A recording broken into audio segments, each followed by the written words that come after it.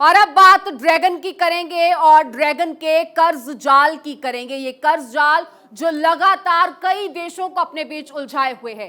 चीन बीते 2 दशकों से ऐसे लोन बांट रहा है जैसे कोई कमर्शियल बैंक लोन ऑफर के लिए फोन करता है या मैसेज करता है। ड्रैगन देशों को ऐसे लोन बांटता है जैसे कि वर्ल्ड बैंक या IMF भी नहीं बांट पाता हो। इसके पीछे चीन की चालाकी सुनेंगे तो आप भी दंग रह जाएंगे। इस कर्ज के जाल में चीन दुनिया के कई देशों को फांस चुका है और इसमें भारत के कुछ पड़ोसी मुल्क भी शामिल हैं। और सबसे पहले इसी लड़ी में बात बांग्लादेश की करेंगे।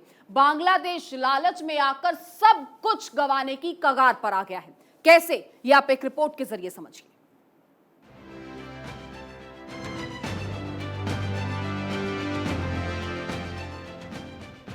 लालच बुरी बला है। भारत में ये कहावत सदियों से कही और सुनी जा रही है, लेकिन पड़ोसी देश बांग्लादेश ने इस कहावत को चरितार्थ कर दिया है। आज बांग्लादेश की लालच की सजा वहां की जनता भुगत रही है। ड्रैगन ने लोन का लालच दिया और बांग्लादेश दौड़कर चीन की गोद में जा बैठा। यही उसने सबसे बड़ी गलती कर दी। चीन के जाल में फंसते ही बांग्लादेश के बुरे दिनों की स्क्रिप्ट लिख गई थी और चीन बांग्लादेश BRI समझौता होने के 6 साल के अंदर ही बांग्लादेश की हालत खराब हो गई। बांग्लादेश कंगाल हो गया। बांग्लादेश की PM शेख हसीना से लेकर वित्त मंत्री मुस्तफा कमाल तक अब चीन से तौबा कर रहे हैं और दूसरे देशों को चीन से दूर रहने की नसीहत दे रहे हैं। एक इंटरव्यू में मुस्तफा कमाल ने कहा कि गरीब देश चीन के कर्ज के जाल में ना फंसे। उन्होंने छोटे देशों को चेतावनी देते हुए कहा कि चीन की बेल्ट एंड रोड परियोजना तो अच्छी है, लेकिन इसके बहाने चीन गरीब देशों को जो कर्ज दे रहा है, उनके बहाने वो छोटे और विकासशील देशों को तबाह कर रहा है। पहली बार किसी सरकार और खासतौर पर किसी देश के वित्त मंत्री ने चीन के कर्ज के जाल के खिलाफ गरीब देशों को सीधी वार्निंग दी है। इसके पीछे है बांग्लादेश की बर्बादी, जिसकी अर्थव्यवस्था चालबाज चीन के जाल में फंसने के कारण तबाह हो गई है। बांग्लादेश आर्थिक संकट से गुजर रहा है। सरकार ने पेट्रोल के दामों में 50% तक इजाफा कर दिया है। सामानों के आयात बढ़े लेकिन निर्यात घट गया। महंगाई बढ़ती जा रही है। गैस की कीमतों में बढ़ोतरी की गई। बिजली की कीमत 117% बढ़ाने की सिफारिश हुई। लोग सड़क पर उतर गए हैं। बांग्लादेश के विदेशी मुद्रा भंडार में जबरदस्त गिरावट आई है। फॉरेन रिजर्व 40 अरब डॉलर के नीचे आ गया है और आयात बढ़ने के कारण विदेशी मुद्रा भंडार में लगातार कमी आ रही है। और अगर ऐसा चलता रहा तो फिर एक दिन बांग्लादेश का विदेशी मुद्रा भंडार खत्म हो जाएगा और बांग्लादेश विदेशी सामान भी नहीं खरीद सकेगा। ऐसे में बांग्लादेश श्रीलंका के रास्ते पर चलते हुए दिख रहा है। अब बांग्लादेश में बिजली संकट गहराने लगा है। कामकाज के घंटों में कटौती कर दी गई है। पहले सरकारी कंपनियों और ऑफिसेज में 8 घंटे की शिफ्ट होती थी, जिसे घटाकर अब 7 घंटे कर दिया गया है। बिजली बचाने के लिए अब स्कूलों में 2 दिन की छुट्टी दी जा रही है। बांग्लादेश की खराब होती अर्थव्यवस्था और विरोध में सड़क पर उतरे लोगों का हुजूम बता रहा है कि बांग्लादेश भी श्रीलंका के रास्ते पर चल पड़ा है और वो दिन दूर नहीं जब बांग्लादेश की राजधानी ढाका में श्रीलंका के कोलंबो जैसा नजारा देखने को मिले। अब आपको ड्रैगन की उस चाल के बारे में बताते हैं जिसके दलदल में बांग्लादेश फंसता चला गया। 2016 में बांग्लादेश ड्रैगन के BRI प्रोजेक्ट का हिस्सा बना। 26 अरब डॉलर BRI पर खर्च होने थे। 14 अरब डॉलर दोनों देशों के जॉइंट वेंचर से अलॉट हुए। बांग्लादेश पर चीन का 4 अरब डॉलर का कर्ज। ड्रैगन के BRI प्रोजेक्ट और चीन के कर्ज जाल में बांग्लादेश बुरी तरह फंस गया है। 2021 में बांग्लादेश पर कुल विदेशी कर्ज 62 अरब डॉलर था और बांग्लादेश के ऊपर कुल विदेशी ऋण का 6% कर्ज चीन का है। बांग्लादेश के कुल कर्ज का 59% हिस्सा वर्ल्ड बैंक और एशियन डेवलपमेंट बैंक का है। बांग्लादेश चीन के जाल में फंसकर पूरी तरह से लुट गया है।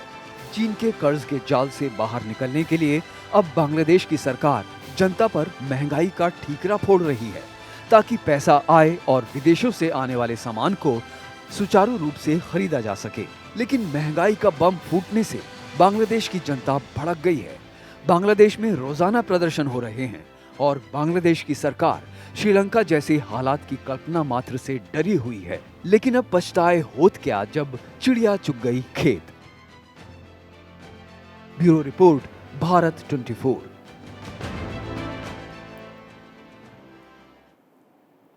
तो चीन भारत को धौंस दिखाने के लिए वो उत्तराखंड सीमा तक अपनी पहुंच बनाना चाहता है।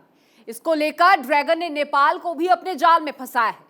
नेपाल को भी जिनपिंग ने BRI परियोजना का ख्वाब दिखाया, लोन देने का लोभ दिया। कर्ज के बदौलत नेपाल को विकास का भरोसा दिया गया और उस समय में भारत ने नेपाल को आगाह भी किया था, नेपाल को चेताया था। लेकिन भारत विरोध में अंधा हो चुका नेपाल चीन की गोद में जा बैठा, जिसका खामियाजा आज नेपाल को भुगतना पड़ रहा है।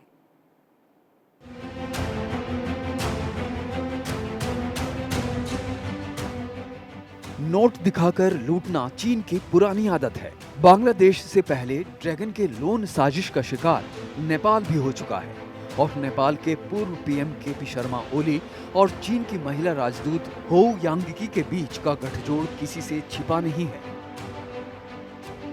जिनपिंग के आदेश पर हो यांगी नेपाल के पूर्व PM KP शर्मा ओली को चीन के झांसे में फंसाती गईं और KP शर्मा ओली उस जाल में फंसते गए। नौबत ये आ गई कि KP शर्मा को इस्तीफा देना पड़ा, लेकिन तब तक नेपाल को ड्रैगन डस चुका था, अपने जाल में फंसा चुका था। भारत में एक कहानी खूब प्रचलित है, सोने का अंडा देने वाली मुर्गी। ड्रैगन ने नेपाल को यही हसीन सपना दिखाया। जिनपिंग ने नेपाल को यही ख्वाब दिखाया कि चीन से लोन लो और ऐश करो, और यहीं पर नेपाल ने कर दी सबसे बड़ी गलती। आज नेपाल आर्थिक संकट से गुजर रहा है। नेपाल की जनसंख्या करीब 2.9 करोड़ है। अर्थव्यवस्था का आकार करीब 3,500 करोड़ डॉलर है। सार्वजनिक कर्ज GDP का करीब 43% है। महंगाई दर बढ़कर 7% हो गई है। लेकिन सबसे पहले ये जान लीजिए कि चीन ने नेपाल को अपने जाल में फंसाया कैसे। चीन ने नेपाल को भी BRI के नाम पर ही फंसाया। चीन के कर्ज की बदौलत नेपाल को विकास का भरोसा दिया। उस समय में भारत ने नेपाल को आगाह किया था, नेपाल को चेताया था, लेकिन भारत के विरोध में अंधा हो चुका नेपाल चीन की गोद में जा बैठा। चीन और नेपाल के बीच मई 2017 में BRI प्रोजेक्ट को लेकर एक समझौता हुआ। इसके जरिए चीन फ्री ट्रेड कनेक्टिविटी के नाम पर नेपाल को अपनी शर्तों के जाल में फंसाता गया। नेपाल में सड़क, civil aviation, power grid, information और कम्युनिकेशन मजबूत करने का वादा किया। लेकिन सवाल था कि पैसा कहां से आएगा, तो इसके लिए चीन ने अपनी शर्तों पर नेपाल को कर्ज दिया और चीन से कर्ज लेना ही नेपाल की सबसे बड़ी भूल थी। चीन से समझौते के बाद नेपाल में चीन का माल 0 कस्टम ड्यूटी पर बिकता है, यानी नेपाल को चारों तरफ से घाटा है। एक तरफ चीन नेपाल को झांसे में लेता रहा, तो दूसरी तरफ चीन उसकी जमीन पर कब्जा करता रहा। चीन ने नेपाल के गोरखा जिले में रुइला बॉर्डर के पास एक बड़े इलाके पर कब्जा कर लिया है और वहां गांव बसा चुका है। नेपाल में महंगाई चरम पर है। विदेशी मुद्रा भंडार में करीब 18% की गिरावट आ गई है। नौबत यहां तक आ गई है कि नेपाल ने विदेशों से 10 सामानों पर आयात से रोक लगा दी है, जिन पर सबसे ज्यादा विदेशी मुद्रा का खर्च होता है। जिन सामानों पर रोक लगाई है, 250 सीसी से अधिक क्षमता की बाइक, जीप, कार और वैन पर प्रतिबंध, $600 से अधिक दाम वाले मोबाइल फोन पर रोक, विदेशी सिगरेट, तंबाकू, गुटखा, पान मसाले पर रोक, सभी प्रकार की विदेशी शराब, कुरकुरे, लेज समेत इस प्रकार के अन्य रेडीमेड फूड आइटम।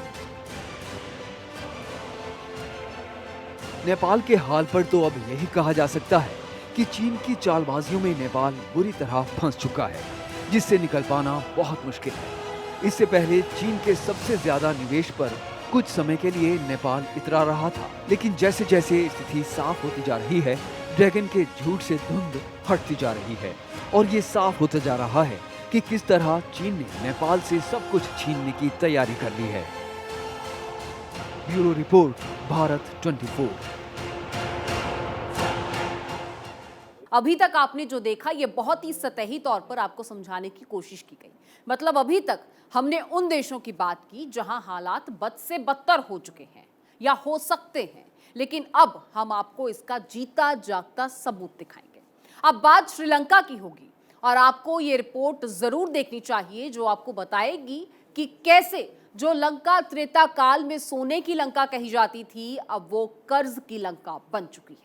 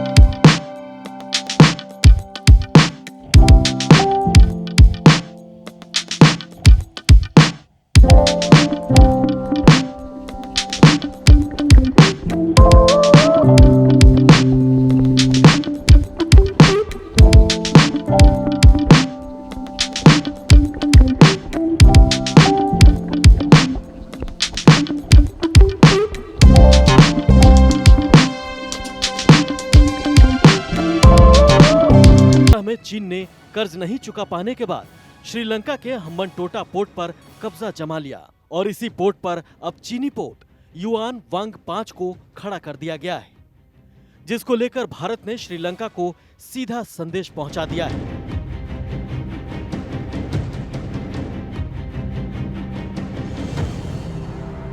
हम्बनटोटा के नाम पर चीन का टोटका। हम्बनटोटा बंदरगाह दक्षिणी श्रीलंका में स्थित है। इस बंदरगाह का निर्माण 2008 में शुरू हुआ था। चीन ने लगभग 1.3 बिलियन अमेरिकी डॉलर का कर्ज दिया था। चीन ने श्रीलंका को विकास के खूब सपने दिखाए।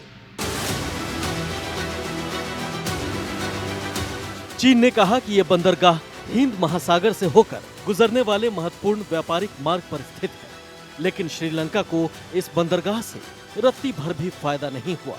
यही कारण था कि श्रीलंका सरकार ने कर्ज चुकाने के डर से जानबूझकर इस बंदरगाह को 99 साल की लीज पर चीनी कंपनी को सौंप दिया। फिलहाल श्रीलंका कंगाली की गलियों से गुजर रहा है, जहां पेट्रोल डीजल से लेकर दाल चावल सब्जी सब कुछ महंगा है।